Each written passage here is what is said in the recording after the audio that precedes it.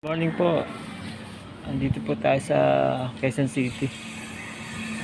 Mag-troubleshoot po tayo ng outlet kasi wala daw pong power yung third floor. Ayun po, pakita ko lang po. Ayun, yung magandang bahay na yun. Hanggang 4th floor po.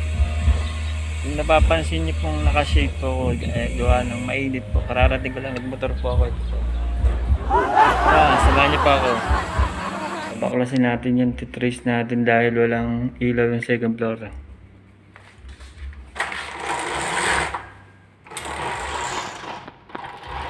Baklas yan. Hindi ka akong naabutan na nga sa dito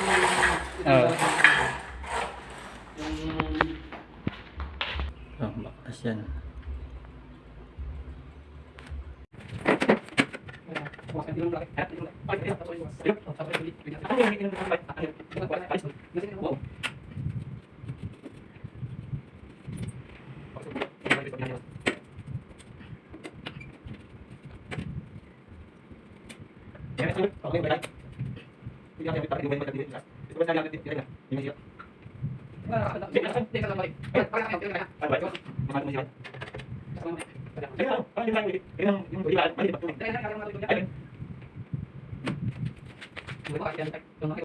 Mga ka-viewers, okay na po siya. Yun po. Bali ang cause lang po niya, lost connect and reset ko lang. Bali malulog na po siya. Tapos yung iba makalawang. Palitin na po yung ibang breaker kasi nababasa po. Yung second floor po doon po pumapasok sa may uwang, kaya sabi ko sa caretaker, siya na bahala maglagay ng plastering.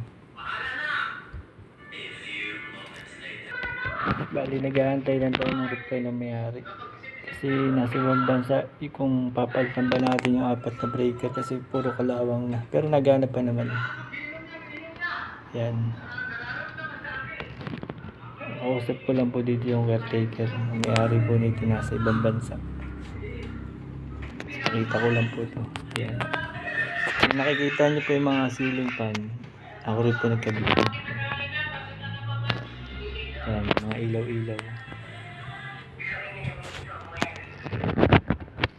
Hanggang 4th floor po ito. Hanggang dito na lang po.